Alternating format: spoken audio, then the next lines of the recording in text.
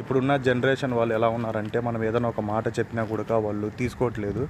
చిన్న పెద్ద అని కూడా చూడట్లేదు. ఏదన్నా మనం ఒక మాట అనేసినామంటే కూడా వాళ్ళు పడడానికి సిద్ధంగా లేరనమాట. ఏమి మనం పడాల్సినంత అవసరం ఏమి ఉంటుంది అన్నట్టుగా. అందుకోసమే ఇంకా మనం వాళ్ళకైతే ఏం చెప్పలేము. వాళ్ళు ఎందుకంటే సీనియర్లు, మనం కాబట్టి జూనియర్లు కాబట్టి. కాలం ఇలాగే ఉండదు కదా. ఎప్పుడు ఇక్కడ బాధ వచ్చినా కూడా ఎవరికి చెప్పుకోలేం. బిఎండబ్ల్యూలో డోర్లు ఎలాగ ఓపెన్ అవుతాయి అనేది చూపిస్తున్నారు ఇక్కడ మనకు. ఎందుకంటే చూసారా, ఆటోమేటిక్గా అదే డోర్ ఓపెన్ అయిపోయింది. మళ్ళీ ఆటోమేటిక్గా ఇదే నొక్కితే ఆటోమేటిక్గా ఇదే డోర్ అయితే పడిపోతుంది. చూసారా, ఇది బిఎండబ్ల్యూలో ఉన్న ఫ్యూచర్స్. మనకైతే బిఎండబ్ల్యూ అయితే ఎలాగా స్టార్ట్ చేయాలి, ఎలాగైతే డోర్లు ఓపెన్ ఎలాగైతాయి ఏంటి అన్నదైతే మనకు అన్న అయితే చూపించాడు ఈరోజైతే. మనమైతే తోలలేదు, కానీ మా మేడం అయితే చూపించు, నువ్వు లేనప్పుడైతే ఏ విధంగా బండి బయటికి తీయాలని అని చెప్పిందనమాట. ఇదే బిఎండబ్ల్యూ. మనమైతే ఇంతవరకు అయితే తోలలేదు. ఇదే మన బిఎండబ్ల్యూ. ఫ్యూచర్లో మనం తోలాలి అనుకుంటే మాత్రం కంపల్సరీగా.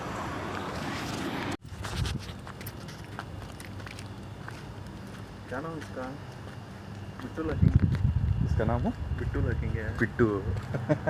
नहीं किट्टू लगेंगे, पिट्टू अरे किट्टू बिट्टू तेरा नाम है. ఇదొక మంచి ఫ్రెండ్. మొత్తానికి ఏంటంటే మా మేడం అయితే నిన్నైతే సాబర్కి వెళ్ళింది. వాళ్ళ అన్నదైతే బండి స్టార్ట్ చేయమని చెప్పింది. వాడు ఇక్కడే పెట్టేసి వెళ్ళిపోయాడు కాబట్టి ఇది ఆ బండి స్టార్ట్ చేద్దామని వెళ్తున్నాం అనమాట. Hi kit.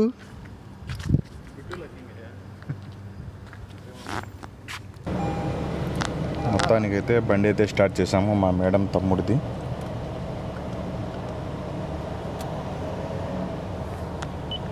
ఇంకెప్పుడన్నా రాని. ఇప్పుడు సాపర్ నుంచి అయితే వస్తున్నారు మేడం వాళ్ళు. ఇప్పుడైతే సామాన్లు అయితే దింపాలి. టైం అయితే 12 అవుతుంది. అంటే మన ఇండియా టైం ఎగ్జాక్ట్లీగా అయితే 12:30. ఒరే కిట్టుకు బిట్టుకు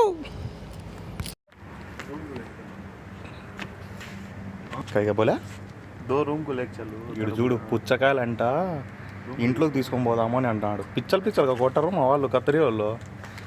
ఏమన్నారా గుండుగా. ఇదే మన ఇండియా అనుకున్నాడు దొంగతనం చేయడానికి. ఈ కవర్లో అంట వేయాలంట చూడు. Finish, thank you. నేను మేల్కొని ఉన్నానని మా కిట్టుగాడు కూడా మేల్కొని ఉన్నాడు నా కోసం. మా కిట్టుగాడు కూడా మేల్కొని ఉన్నాడు నా కోసం. ఒక డ్రైవర్ అన్న జీవితం ఒక డ్రైవర్ అన్నకే తెలుస్తుంది.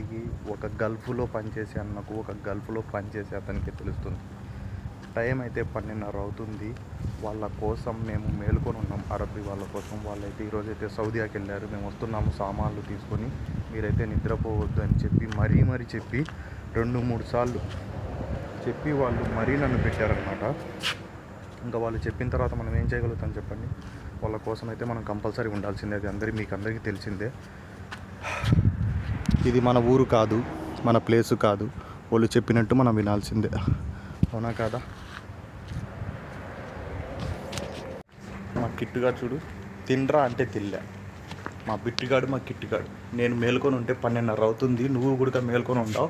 నేను మేల్కోవద్దా అనుకొని మేల్కొని ఉన్నాడు వీడు. పడుకోరా అంటే పడుకోడు వీడు. ఎద్దవా వీడు మా కిట్టుగాడు, నా బంగారం వీడు. ఎద్దవనండి వీడు, సన్నాసీడు కిట్టుగాడు వీడు. చూడు, నేను నిద్రపోలేదని నా కోసం ఎదురు చూపులు. నేనంటే రేపు పని చేయాలరా అని అంటే అస్సలు విన్నాడు. ఏం చేయాలా? హాయ్ చెప్పరా. అర్ధరాత్రి 12:30 దాటింది. మా అవస్థలు అంతా ఇంత కాదు. ఎన్ని సామాన్లు తెచ్చారంటే అన్ని సామాన్లు తెచ్చారు. వీడు బండి తగిలించే రకంగా ఉన్నాడు వీడు. ఎందుకంటే కోపంలో ఉన్నాడు అయ్యా, అందుకోసం తగిలించే రకంగా ఉన్నాడు. ఇదే ఫ్రెండ్స్, టైం అయితే 12:45 అయింది. ఇప్పుడైతే ఈ డోర్ అయితే మూస్తున్నాం. ఎందుకంటే ఆయన కోప్పడి వెళ్ళిపోయాడు అనమాట. ఆయన కోప్పడినా కూడా మనమైతే చేయాల్సిందే కదా డ్యూటీ అయితే. గేట్ అయితే మూసేసినాము ఇంకా, ఎందుకంటే ఇంకా మనకు తప్పదు కదా. వాళ్ళు సీనియరు, మనం జూనియర్, వాళ్ళు చెప్పినట్టు మనం వినాలి. అది ఇప్పుడున్న జనరేషన్ వాళ్ళు ఎలా ఉన్నారంటే, మనం ఏదైనా ఒక మాట చెప్పినా కూడా వాళ్ళు తీసుకోవట్లేదు, చిన్న పెద్ద అని కూడా చూడట్లేదు. ఏదన్నా మనం ఒక మాట అనేసినామంటే కూడా వాళ్ళు పడడానికి సిద్ధంగా లేరనమాట. ఏమి మనం పడాల్సినంత అవసరం ఏమి ఉండదు అన్నట్టుగా.